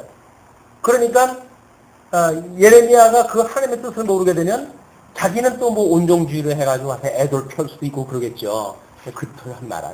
하나님이 싫어하는 일은 그거 너도 하지 마라 그 얘기죠. 그러니까 하나님이 싫어하는데 어떤 인간들이 만들어놓은 상대적인 선이라고 윤리라고 하는 개념을 가지고 그 일을 다 하는 것도 하나님께서는 싫어하시는 일이죠. 큰 자든지 작은 자든지 이 땅에서 죽으리니 그들이 매장되지 못할 것이며 그들을 위하여 애곡하는 자도 없겠고 자기 몸을 베거나 대머리 되게 하는 자도 없을 것이며 큰 자든지 작은 자든지 하는 그 이야기는 뭐 지도자 그룹이든지 아니면 그 뭐 백성이든지 그렇게 이야기를 하는 겁니다. 그래서 슬플 때에 떡을 떼며 그 죽은 자를 인하여 그들을 위로하는 자가 없을 것이며 그들의 아비나 어미의 상사를 위하여 위로의 잔을 그들에게 마시울 자가 없으리라. 그래서 심지어 아비 어미의 그 상사에 대한 이런 그 위로의 잔도 마실 자가 없다. 이렇게 이야기를 합니다. 뿐만 아니라 너는 잔치집에 들어가서 그들과 함께 앉아 먹거나 마시지 말라. 만군의 여호와 이스라엘의 하나님이 이같이 말하노라. 보라, 기뻐하는 소리와 즐거워하는 소리와 신랑의 소리와 신부의 소리를 내가 내 목전 내 시대에 이거에서 끊어지게 하리라. 그래서 결혼을 하고 뭐 아기 낳고 그다음에 이런 상사가 있고 역시 일륜지 그냥 대사란 말이에요. 그죠? 일륜지 대사인데 이게 그냥 사람들이 살아가면서 보편적으로 하면서 살아가는 일들인데 하나님께서 포로로 끌려갈 때에 이 유수하게 되어질 때에 그런 것들을 다 끊어버리시겠다는 이야기입니다. 우리가 그래도 하루 세 끼 먹고 뭐 아기 낳고 그다음에 결혼하고 실장가 가고 뭐 이렇게 하는 일상적인 삶을 산다는 이야기는 극한적인 위상은 아니라는 얘기죠. 그냥 살만한 세상에 우리 살고 있으니까 그게 지속되어지죠. 우리 하나님이 그 때가 끝나게 되면 모든 것이 이제 시집도 장가도 가지 못하는 이런 그 상태로 되어지고, 그래서 10절로 13절 재앙을 받는 이유, 유다가 이 말 재앙에 대해서 이렇게 설명을 하신 뒤에 그 재앙을 받는 이유에 대해서는 이렇게 밝히십니다. 내가 이 모든 말로 백성에게 고할 때에 그들이 내게 묻기를 여호와께서 우리에게 이 모든 큰 재앙을 광포하심은 어찌미며 우리의 죄악은 무엇이며 우리가 우리 하나님 여호와께 범한 죄는 무엇이뇨 하거든. 사람들은 자기의 과거에 대해서 그렇게 심각하게 못 느낍니다. 그렇게 만약에 죄의식을 한다고 한다면 그 짓을 못하죠. 죄의식이 안 느껴지니까 그냥 그렇게 살았던 거거든요. 그러니까 이런 일이 당하게 되면 내가 뭔 죄가 있다고? 이거 나온 거예요. 내가 뭔 죄가 있다고? 이런 질문이 나올 수밖에 없으니까 그런 질문이 나왔을 때 이제 너는 이렇게 대답해라 그 얘기죠. 너는 그들에게 대답하기를 여호와께서 말씀하시되 너희 열조가 나를 버리고 다른 신들을 쫓아서 그들을 섬기며 그들에게 절하고 나를 버려 내 법을 지키지 아니하였습니다. 이게 결국 뭡니까? 이들의 그 지금 죄에 대한 거를 언급을 갖다 하면서 누구로부터 이런 그 일이 되어졌다는 거예요. 열조부터 만들어졌다는 거 아닙니까? 열조가 아브라함, 이삭, 야곱. 이렇게 돼요. 창세기 1장부터 11장까지는 이게 이 에덴 동산과 추방되어져서 노아의 그런 그 뒤에 이야기가 또 언급이 되어지고 12장부터 언급되어진 이 열조의 이야기 다 창세기는 이 열조의 이야기예요. 열조인 이 야곱에게 12아들이 있다는 그 이야기는 결국 12아들이 어디에 속한 거예요? 야곱에 속한 거 아니에요, 야곱에. 그러니까 이 지금 백성들의 모든 일들은 어디 거로부터 문제가 되어진 겁니까? 그들의 열조부터 시작되어진 거예요. 그냥 우리 아담 이후에 모든 인생들이 왜 죄가, 내가 무슨 죄가 있느냐라고 이야기를 하지만, 아담의 불순종으로 해가지고, 모든 사람들이 이 복이 상실되어지고, 저주 가운데 놓여져 있는 거예요. 이걸 깨닫게 하시기 위해서, 선민국가를 만들어가지고, 모형적인 보여주는 거거든요. 그냥 그들이 애굽에 들어갔다가, 이 애굽에 들어가기 전에 모든 그 일들이, 하나님이, 이제 이 아브라함, 이삭, 야곱에 대한 이거를 쭉 소개놨다 해놓고는 이걸 어디로 들여보내려면 애굽으로 넣어버린단 말이에요. 애굽으로. 그리고 그 애굽에 넣은 거는 이 아담 이후의 모든 인생이 저주 가운데 사망 권세 아래 놓여져 있다고 하는 걸 보여주는 사건이 열조들을 지금 이 애굽에다 집어넣는 거란 말이에요. 물론 그 열조 가운데 두 사람은 죽고 야곱만 남았지만 그 야곱의 12아들이 여기 속해져 있는 거다. 그러니까 12아들들은 야곱이 대표예요. 12아들의 이야기가 나중에 이게 에스더서까지 이게 쭉 어떤 이 백성들 언약 자손이라고 하는 걸로 설명이 되어지지만 그 뿌리를 찾아가게 되면 그 아들이 야곱으로 다 버린단 말이에요. 그래서 그 야곱과 이삭과 아브라함으로 연결되어지는 열조가 너희들이 이렇게 나를 버리고 다른 신들을 쫓아서 그들을 섬기며 그들에게 절하고 나를 버려 내 법을 지키지 아니하였습니다. 모세의 율법은 지금 모세의 율법을 불순종해가지고 이랬다는 게 아니잖아요. 모세의 율법을 주기 전인 열조들의 범죄로 인해서 내가 그렇게 한다는 이야기예요. 모세의 율법은 왜 주었는가? 이 열조의 범죄로 해가지고 애굽에다 집어넣었다고 하는 거를 기억나게 하시는 일이에요. 너희는 이렇게 죄인이었어. 율법을 보면 우리는 끊임없이 죄가 드러나야 되는 거거든요. 아, 나는 그냥 말할 수 없는 죄인이었구나. 그런데 유대인들은 죄를 깨달으라고 율법을 주었더니 그걸 지켜가지고 의롭다고 이거 주장을 딱 하니까 예수님께서 회취한 무덤이고 독사의 새끼들이라고 정죄를 하는 겁니다. 될 수가 없는 거예요. 인간의 어떤 행위를 가지고 하나님 앞에 의로울 자가 없다.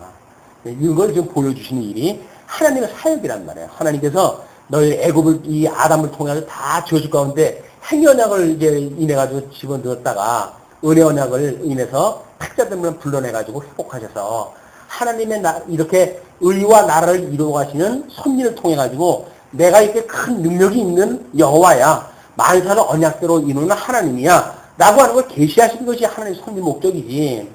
아니 흙으로 만든 인간들이 잘 살고 뭘 잘 살고 하나님 앞에 충성은 뭘 충성을 하겠어요. 하나님 앞에 그거 원하는 거 아니야. 하나님이 원하시는 거는 내가 이런 여호와인 줄 시인하라는 거예요. 하나님께서는.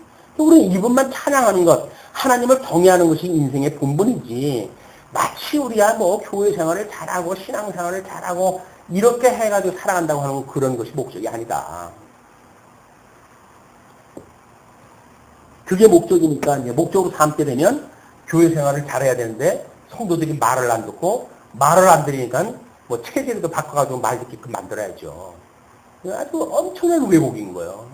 그건 안 돼요. 그냥 하나님 말씀만 선포가 되어지면 되는 거지. 거기서 뭘 목사가 뭐 좌지우지 해가지고 인생도 제대로 못 사는 인생이고 성도들 인생을 책임지겠다고 그런 걸 하겠어요. 아니다. 하나님의 의 대신에 예수 그리스도 대주제가 되신 예수 그리스도를 믿는 사람들은 결코 그러지 않습니다. 그게 안 믿어지니까 내가 해야 된다고 생각이 드는 거죠. 그러면서 이제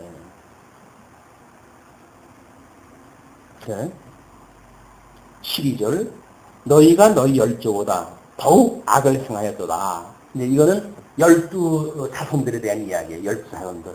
너희가 너희 열조보다 더욱 악을 행하였도다. 보라, 너희가 각기 악한 마음에 강팍함을 따라 행하고 나를 청종치 아니하였으므로 내가 너희를 이 땅에서 쫓아내어 너희와 너희 열조에 알지 못하던 땅에 이르게 할 것이라. 이게 바벨론 유수가 이미 하나님께서 가지고 계셨던 계획인 거예요. 너희 열조에 알지 못하던 땅에 이르게 할 것이라. 너희가 거기서 주야로 다른 신들을 섬기리니 이는 내가 너희에게 은혜를 베풀지 아니함이라 하셨다 하라. 우리가 하나님 앞에 우상 숭배를 딱 안 한다는 이야기는 뭐예요? 하나님의 은혜에 붙들려 있다는 이야기예요. 근데 왜 우리가 우상 범죄를 딱 하고 탐심으로 인해 가지고 괴로워하고 그렇습니까? 하나님께서 우리 은혜에 붙들고 계시지 않는다는 이야기예요. 그럼 우리가 아이쿠먼이나 해가지고 하나님의 은혜를 우리가 구해야 되는데, 하나님의 은혜를 구하는 거는, 옛날 기도원 다닐 때나 하는 거지. 오늘날 우리가, 이 대명천지 밝은 세상에 하나님의 말씀을 논리적으로 우리가 듣고, 논리적으로 깨닫고, 뭐 이렇게 언약대로 이것은 여호와를 깨달았는데, 무슨 노매라고 하는 얘기는 안 했지만, 은혜를 구하냐. 라고 이야기를 하니까, 성도들이 은혜가 없이 삭막삭막한 신앙사다 하는 거예요. 우리는 은혜가 아니면 한시도 존재할 수가 없어요. 은혜로 우리가 숨을 쉬고 또는 뭐 하나님의 말씀을 듣기도 하고 깨닫기도 하고 만사가 은혜의 은혜다. 그렇기 때문에 하나님의 은혜를 갖다 놔버리게 되면 인간들은 지금 이 유대인들도 이 열조조차 몰랐던 그 땅, 그 바벨론 땅 안에 그쪽으로 하나님께 보내버리겠다는 얘기예요. 그래서 거기서 뭐 한다고요? 신내가 나도록, 코에서 신내가 나도록 우상 섬긴다는 거예요, 이제. 그 사람들 그 바벨론에서 하는 그 제사가 있으니까 그 제사 드려야 될 거 아니겠어요? 거기서 그 제사의 역행하는 다니엘이라든가 이런 몇 사람 하나님께 붙으시는 거예요, 이제. 나머지는 다 쓸어버리는 거야. 우리가 뭐 1200만이 어쩌고저쩌고 이야기를 하는데 그 1200만 중에 정말 하나님이 어떠한 분인가를 깨닫고 그분을 경험하며 사는 사람들은 극소수인 거예요, 극소수. 예수님을 믿는다고 그 믿는 게 뭘 믿는 거예요? 복 주는 예수님? 예수님 믿으면, 우리 아까도 찬송도 그런 찬송이 있었지만은, 이 땅에 오셔가지고 우리들 질병을 갖다 다 고쳐주시는 하나님. 이런 하나님, 우리가 고대를 갖다 하고 있단 말이에요. 왜? 예수님이 이 땅에 와가지고 다 병자들 고쳐주지 않았느냐? 그러다 보면 교회에서 병자 고쳐주는 일이 중요한 일인데, 그걸 무시하느냐? 이렇게 이야기를 한단 말이에요. 그럼 예수님이 오셔가지고 병 고쳐주는 것이 병 고쳐주는 자체가 목적이어서 병을 고쳐주셨나요? 아니란 말이에요. 구약에서 언약이 되어지기를 메시아가 오게 되면 안진뱅이가 일어나고 장미 볼 것이고 라고 하는 것이 예언 언약되어져 있으니까 언약을 이루신 사건이지. 그게 표적적인 사건이지. 그 예수님이 그 한 번 태어난 인생이 불쌍해서 어떠냐 라고 하는 측은지심을 가지고 병을 고치는 게 아니란 말이에요. 우리는 그걸 다 슬쩍 끌어다가 병 고치는 은사니 뭐니 이렇게 해가지고 또 그걸 교회 부흥을 시키고 자기 부귀 영화를 갖다 위해가지고 만들어 놔버리니까 아무것도 모르는 성도들은 줄레줄레 따라가잖아요. 아니다. 예수님이 병자를 고쳤던 것은 구약에 언약되어졌던 사실을 그대로 이루심으로 하나님께서 언약대로 보내주신 메시아라고 하는 걸 증거하기 위해서 그렇게 하셨던 표적적 사건이지. 그것이 무슨 능력을 과시하고 불쌍한 사람들을 불쌍하게 보고 이러는 것이 개념이 아니다. 쉽지는 않습니다. 이게 쉽지는 않은 일인데 우리는 끊임없이 듣기 싫다고 하더라도 그 얘기 갖다 우리가 해야 돼요. 그렇게 해서 그것이 정말 우리들의 골수 깊은 데까지 쪼개지고 그 말씀에 의해가지고 우리가 새로운 생명의 양식으로 함께 되어져야지. 그렇지 않으면 소망이 없습니다.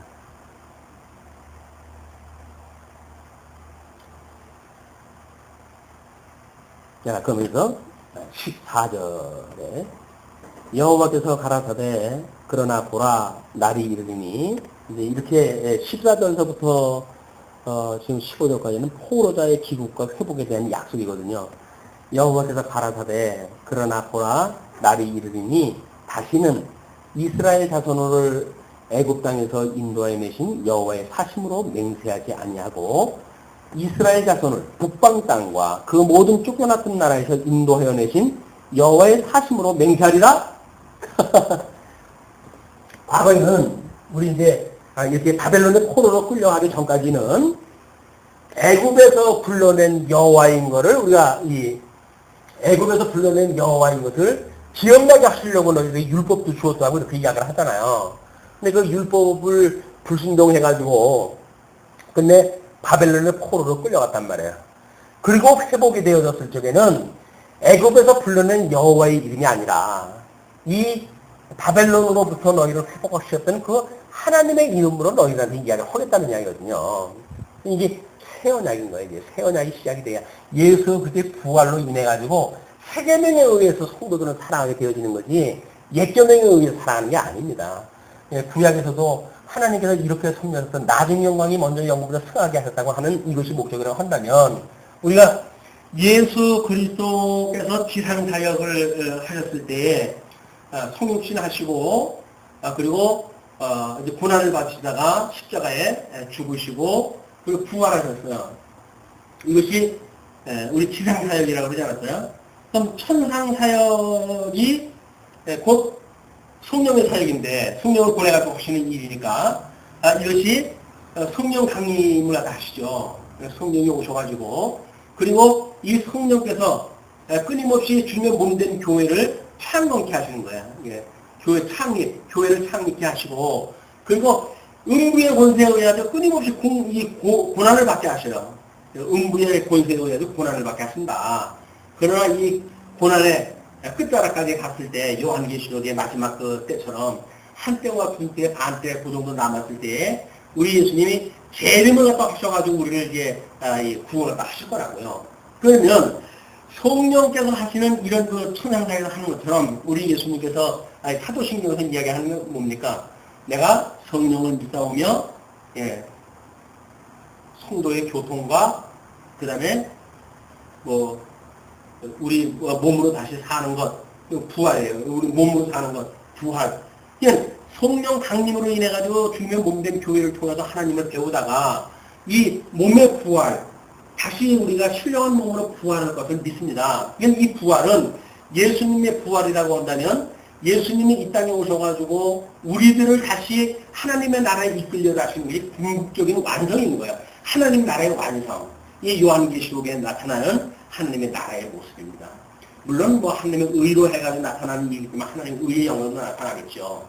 하나님의 나라가 어떻게 이 백성들로 하여금 부활을 시키시는지에 대한 이거는 신약성경 전체가 이 이야기예요. 예수님이 이렇게 구약대로 오셔가지고 이걸 이루셨고 또 승천을 갖다 하셔가지고 수고신서를 통해가지고는 이렇게 이루실 걸 갖다가 약속이 되어져 있다. 그래서 새로운 약속이에요. 신약 성경이라고 이야기를 하는 겁니다. 신약의 새로운 약속.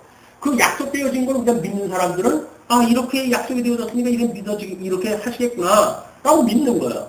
그러니까 주님의 몸된 끊임없이 고난받는다고 했으니까 고난받는 것이 당연히 믿어지는 거예요. 그러나 음부의 권세가 무너뜨리지 못한다고 했으니까 그래 우리가 아무리 고난을 받아도 음부의 권세가 무너뜨리지는 못해. 이걸 믿는 거예요. 예수 믿다고 우리가 실족한다는 이야기는 그걸 믿지 못하기 때문에 실족되는 거예요.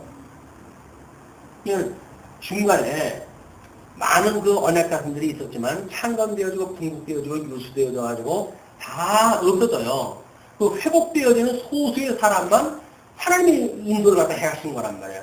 예수님이 지상사역을 하실 때에 내가 부르심을 입은 사람들은 많지만 청함을 받은 사람들은 많지만 부르심을 입은 사람들은 그게 적다라고 이야기하지 않습니까?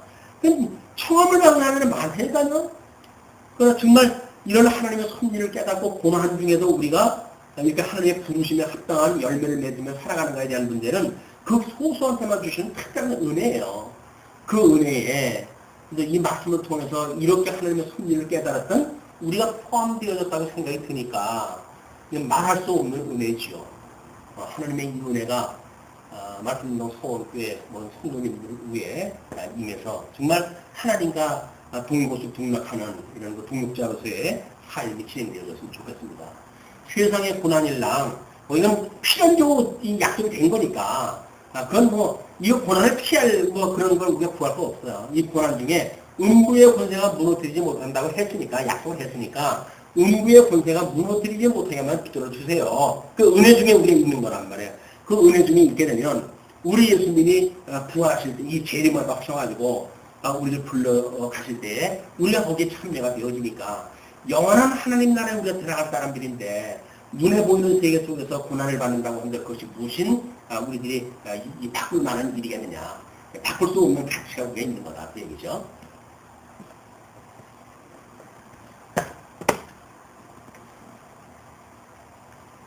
자.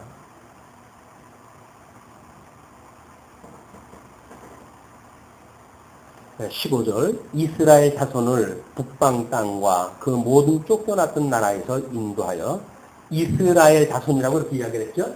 이스라엘 자손은 뭐예요? 야곱이 개명된 것이 이스라엘이에요. 야곱이 하나님께서 야곱을 쳐가지고 이 야곱이 야기한 자네 이게 자기 형의 뒤꿈치를 들고 나온 자 그렇기 때문에 그 뒤꿈치를 잡다 뭐 이런 그 이름을 가졌지만 하나님과 싸워서 이겼다고 하는 이스라엘이라고 하는 이름을 주셨다고 하는 그 이야기는 지금 이스라엘의 12 형제를 통해 가지고 섭리하셨던 이런 그 섭리의 끝자락에 하나님께서 궁극적으로 이 이스라엘을 회복하시는 그런 의미를 우리가 알 수가 있습니다.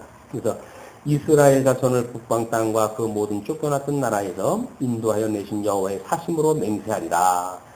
내가 그들을 그 12에게 준 그들의 땅으로 인도하여 드리리라. 그래서 결국은 가나안 땅으로 다시 들어갈 걸 이야기를 하지요. 그렇기 때문에 하나님께서 이렇게 쫓겨났던 나라에서 인도하여 내신 여호와의 사심으로 맹세했다고 하기 때문에 이 12아들, 이스라엘의 12아들의 회복을 이야기를 하는 거예요. 유다만 회복되어진 것이 아니라 이스라엘 12지파가 다 회복되어진 거다. 그래서 우리가 바벨론 포로로 끌려갈 때 이미 요시야 임금 때에 그들이 6월절을 지켰고 그렇게 헌금해가지고 12지파를 다 묶어 통일왕국을 세웠다고 그러지 않았어요. 유다 왕국은 통일왕국입니다. 그 12지파가 다 모아놓고 그런 상태 속에서 지금 포로로 끌려왔기 때문에 그들이 돌아올 때에도 12지파가 다 포함되어진 사람들의 개념이다. 그래서 언약자손, 이 구약성경에서 이루어진 하나님의 나라라고 하는 그 개념은 이스라엘의 12지파가 포함되지 않으면 하나님의 나라가 아닌 거예요. 12지파가 포함되어진 것은 하나님의 나라의 개념이다.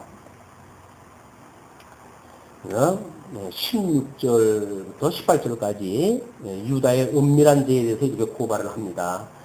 여호와께서 가라사대 보라 내가 많은 어부를 불러다가 그들을 낫게 하며 그 후에 많은 포수를 불러다가 그들을 모든 산과 모든 작은 산과 아멜에서 사냥하게 하리니 이는 내 눈이 그들의 행위를 감찰함으로 그들이 내 얼굴 앞에서 숨김을 얻지 못하며 그들의 죄악이 내 목전에서 은폐되지 못함이라. 결국은 하나님께서 이제 이렇게 잃어버렸던 자들을 다시 모으실 때에 어부를 보내고 사냥꾼을 보내가지고 이제 불러내시는 거야. 그래서 어부를 통해가지고는 회복에 참여하는 자를 삼을 수 있겠고, 아니면 사냥꾼에 의해서는 제거시키는 그런 그 사역도 할 수가 있겠죠. 해가지고, 결국, 하나님께서 하나님의 이 부활의 역사를 하나님의 스스로 좀 해가시겠다고 하는 것을 소개를 합니다. 예수님이 이 땅에 와서 어부의 예를 들어가지고 복음을 증거한 것도 이런 그 일과 무관치 않겠죠. 그러면서 19절로부터 21절까지 이방인들의 각성에 대해서 이야기를 합니다. 그렇게 회복되어지는 사람들, 그런 사람들이 다 포함되어질 거예요. 왜냐하면 지금 예레미야는 선민 국가를 통해 가지고 이 예언 활동을 하게 하시지만 하나님께서 이걸 내재적으로 포괄되어진 개념으로 해가지고는 아담 이후에 노아의 그 모든 그 이후에 족속에게까지 포함되어진 개념이 여기에 있는 겁니다. 그냥 이스라엘 백성들의 어떤 선지서의 내용을 보게 되면 이스라엘 국가적인 것만 이야기를 하질 않아요. 빛과 어둠이라고 하는 개념도 나오고, 하늘과 하늘이라고 하는 개념도 나오고, 하는 상위의 개념이 나오는 거는 이 실체적인 언약 안에 모형적인 언약이 있기 때문에 그렇다.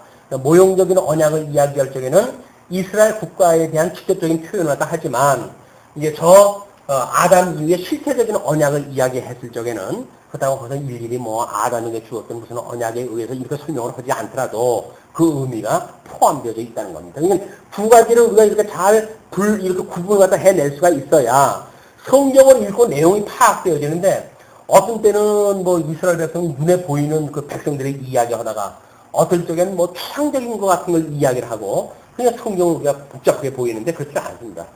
하나는 실제적인 이야기고, 하나는 모형적인 언약의 이야기이기 때문에 그 두 가지를 잘 구분만 해내면 쉽게 볼 수가 있어요.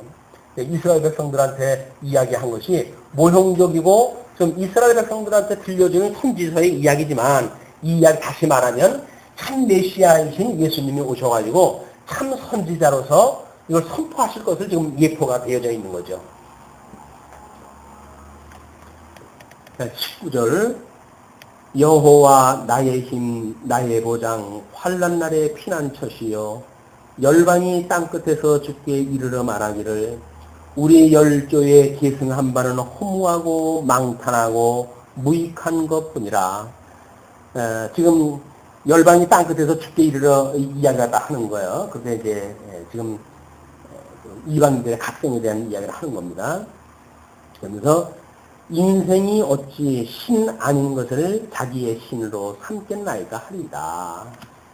다시 뒤져서 이야기를 하게 되면 이 사람들은 지금 10개의 우상 숭배를 해가지고 그렇게 되어졌고 뿐만 아니라 더욱이 너희들의 죄로 인해가지고 너희들을 이렇게 포로로 끌려가게 하신다고 그렇게 이야기를 했단 말이에요.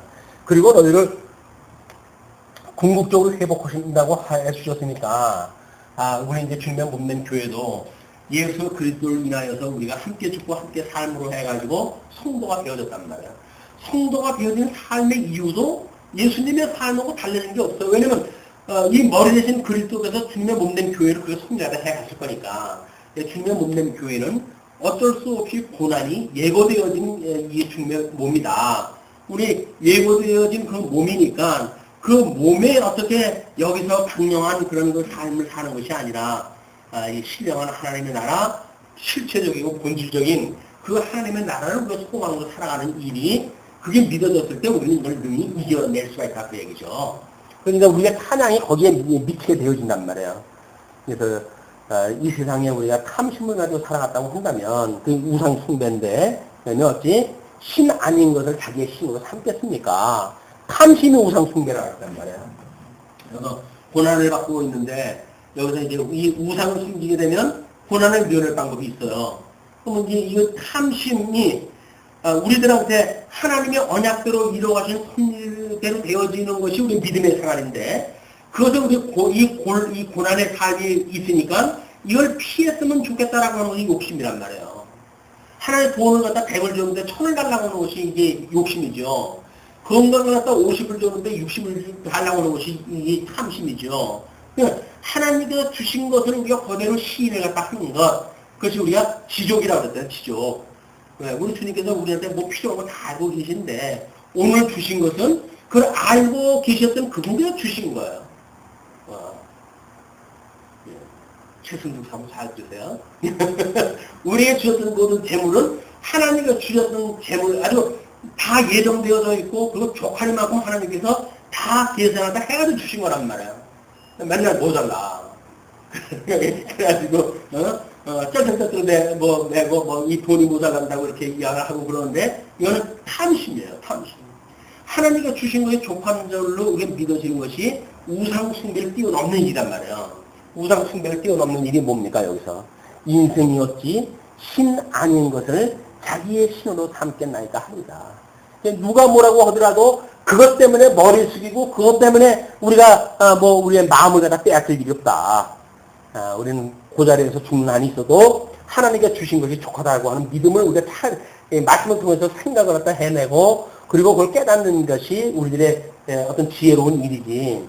어떻게든지 그 문제를 해결하겠다고 해가지고 뭔가 이런 것들은 별로 여기서 진짜 다른 자기의 신도 삼는 일이다. 신 아닌 것을 다른 신도 삼는 것이다. 그러나 이 회복이 되어졌을 때 흩어진 백성들이 돌아오고 또 뿐만 아니라 노아의 그런 그 이후의 모든 그런 그 여러 민족들까지도 예수 그리스도로 인한 회복의 것을 보고 믿어지는 사람들은 우리가 어찌 이렇게 언약대로 이루시는 만군의 주 여호와 하나님 그 여호와 아닌 것을 가지고 우리가 신을 삼겠습니까? 라고 하는 신앙 고백으로 떨어진다. 지족하기를 위해서 우리가 끊임없이 기도할 일입니다.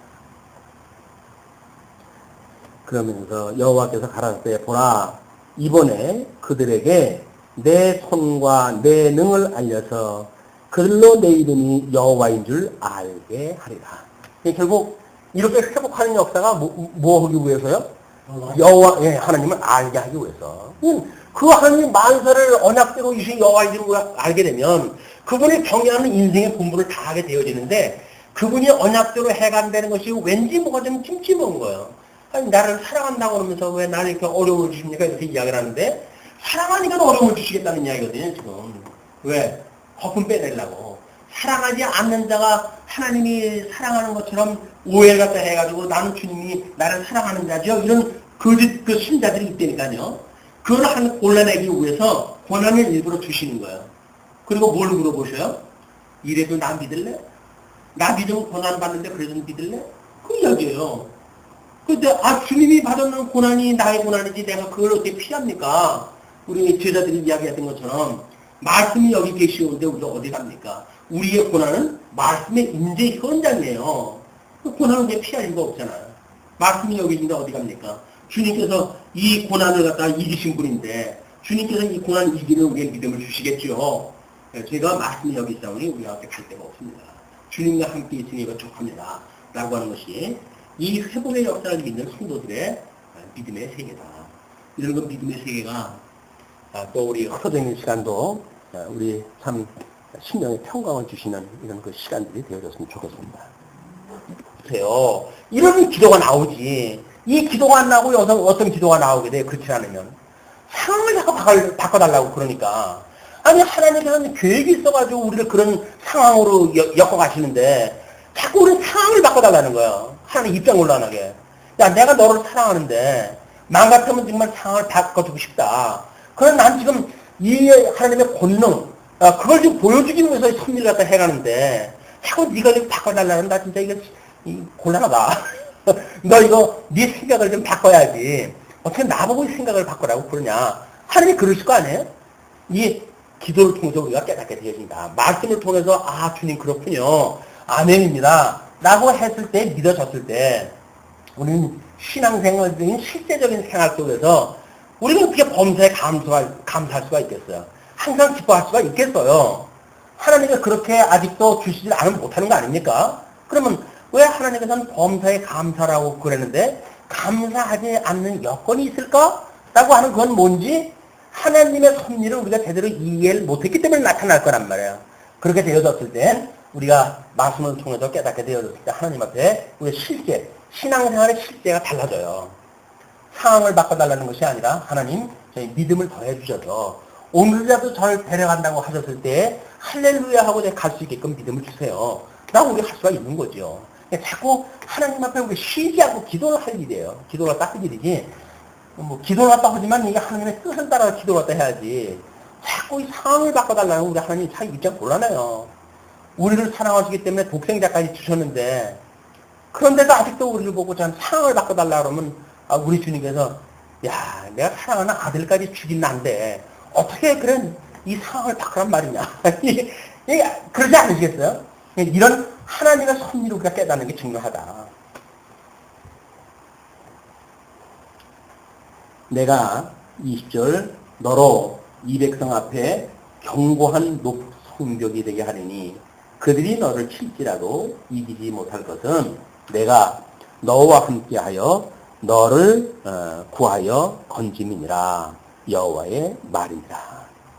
하나님의 구원의 궁극적인 목적이 있어요. 지금 궁극적인 목적이 있기 때문에 그러니까 예수 그리스도가 이 죽으심과 부활 안에요. 예수 그리스도의 큰 사역 이것이 죽으심과 부활이란 말이에요. 우리가 어떤 오해가 있느냐면 천주교에서는 이 죽으신 예수 그리스도를 포커스를 맞춰가지고 복음을 증거한다 그랬죠. 왜냐면 십자가에 아직도 예수님 매달려져 있으니까. 개신교는 빈 십자가를 갖다 믿는단 말이에요. 빈 십자가. 그러니까 예수 그리스도의 죽으심이라고 하는 어떤 고난, 환난 이런 것이 없는 부활만 생각하니까. 그러니까 개신교는 대부분 도둑놈 신부인 거예요. 왜? 죽지 않고 살아겠다고 그러니까. 죽지 않고 부활하겠다고 그러니까 이건 도둑놈 신부지요. 또 이 천주교 쪽에서 가르치는 이 교리는 고난이에요. 이 고난에 대한 그런 거예요. 우리가 염치가 없이 어떻게 그럴 수가 있습니까? 제가 여전히 그 십자가를 제가 지릅니다. 이렇게 이야기를 한단 말이에요. 그게 아니라 예수 그리스도가 죽으시고 예수 그리스도가 부활하시는 거예요. 어떤 한다면 우리가 이걸 믿는 것이 세례라고 그랬는데, 우리 예수 그리스도를 믿는다, 라고 하는 걸 우리 세례라고 이렇게 이야기를 했잖아요. 세례는 예수님과 함께 죽고 예수님과 함께 사는 걸 세례라고 그랬으니까, 그럼 세례받은 성도로서 마땅히 우리는 이거는 십자가에 못 박아 죽었어요 라고 고백이 되어져야죠. 근데 이걸 구하자는 거야. 끊임없이 이걸 구한단 말이에요. 나 이거를 구하는 것이 아니라 끊임없이 신령한 우리 하나님의 부활을 하셨던 이 신령한 하나님의 회복의 나라에 대한 나라와 의의를 구하는 것이 마땅히 우리가 구할 일이다. 그래서 이런 그 어떤 십자가에 어떤 편향되어진 믿음이 천주교는 천주교대로, 개신교는 개신교대로 어떤 한쪽 부분에 치우쳤어요, 전부. 치우쳐가지고 거저 먹자고 하는 사람들의, 또 자기가 또 일조하겠다고 하는 사람의 이런 그 오류를 범하게 되었습니다. 예, 하나님께서 좀 너를 구하여 건짐이니라, 여호와의 말이니라, 내가 너를 악한 자의 손에서 건지며 무서운 자의 손에서 구속하리라, 이렇게 이야기를 하잖아요. 그러면 만약 예레미야가 애굽에서 구원하셨던, 애굽에서 불러낸 그 여호와인 걸 갖다 우리가 인정을 했다고 한다면, 나중에 지금 받고 있는 이런 어려움 속에서도 회복할 것 같다 믿겠죠. 그렇지 않아요? 아니, 애굽에서 종노릇 하던 이스라엘 백성들에게 하나님이 열조의 언약한 것을 기억하고 이들을 불러내셨다고 그랬단 말이에요.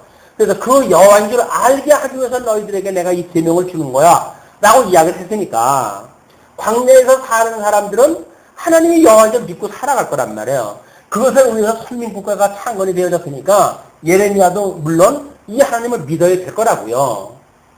그런데 이 애굽에서 구원해냈던 이 이스라엘 백성의 역사가, 지금 우리 지난 시간에도 그걸 확인했다 했지만, 지금 이 애굽에 내려간 역사가 언제서 소개가 되어지냐면 창세기 37장부터 소개가 되어지죠. 그죠? 그 창세기 37장에 뭘로 이야기가 되냐면 야곱의 약전이라고 이렇게 나와요. 야곱의 약전이 이러하니라. 그러니까 야곱의 이야기로 해서 직접적인 이야기는 창세기의 50장까지가 전부 야곱의 이야기예요. 물론 거기에는 전부 요셉의 이야기, 형제들과의 그런 그 이야기의 대부분입니다. 근데 성경 기자는 그거를 야곱의 약전이라고 이렇게 이야기를 했단 말이에요. 그럼 야곱의 약전이라고 하는 것이 지금 형제들이 어떤 요셉을 갖다가 이제 음모로다 풍겨가지고 애국에 팔아먹는 일까지 나타나지 않습니다. 그 다음에 유다라고 하는 이는 또 다말이라고 하는 자기의 며느리하고의 어떤 관계로부터 아들이 생산되지 않습니까? 이런 불순종이라고 하는 이런 거로부터 해가지고 분국에까지 이루어진단 말이에요. 분국에까지. 이 분국이 이루어진 것이 궁극적으로 유숙해 하시기 위한 과정순이 아니겠어요? 그러면 이 유숙해 되어진다고 한다면 이거로부터 회복되어진 것이 하나님의 뜻이에요. 선민국가에. 그렇다고 한다면 예레미야가 하나님의 뜻을 알고 있었다고 한다면 분국의 마지막 부분에 가가지고 지금 이 예언 활동을 하고 있으니까 하나님께서 자꾸 바벨론에 포로로 끌려가게 하시겠다는 거 아니에요? 그럼 이걸 여기서 회복을 갖다 하시는 하나님의 능력을 보여주시겠구나 라고 하는 믿음을 예레미야는 못 가지고 있었던 거예요. 그러니까 자꾸 과정 중에서 지금 이 어려움을 토로를 갖다 하는 겁니다. 하나님께서 아니야, 내가 너를 구원할 거야. 그 이야기는 뭐예요? 궁극적인 구원을 이야기를 하는 거란 말이에요. 애굽에서 불러냈던 하나님께서 포로로 끌려갔던 그날에서 너를 구원할 거라고 하는 걸 보여주는 거죠. 이것이 나중 영광이 먼저 영광보다 승하게 하시기 위한 하나님의 그 영광이란 말이에요. 영광. 그 영광을 보게 하시기 위해서 그 화려했던 하나님의 나라, 다윗 통일 왕국, 이걸 갖다가 무참하게 잿더미를 갖다 만드시는 거예요. 그분이 하나님의 손이에요. 우리 처음에 만들었던 몸뚱어리, 하나님이 만드신 거 아니에요?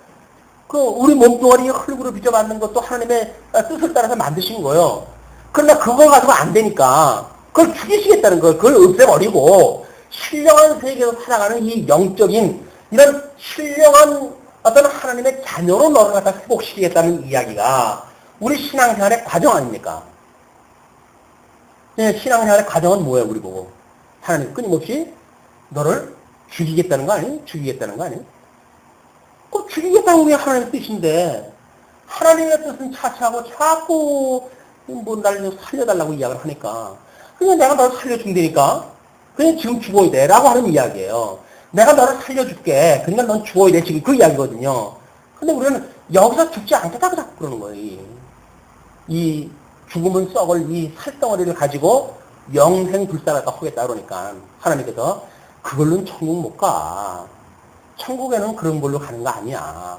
그냥 넌 그건 벗어버려야 되니까 내가 때로는 너는 아프게도 하고 가난하게도 하고 고난 속에 너를 주는 거야.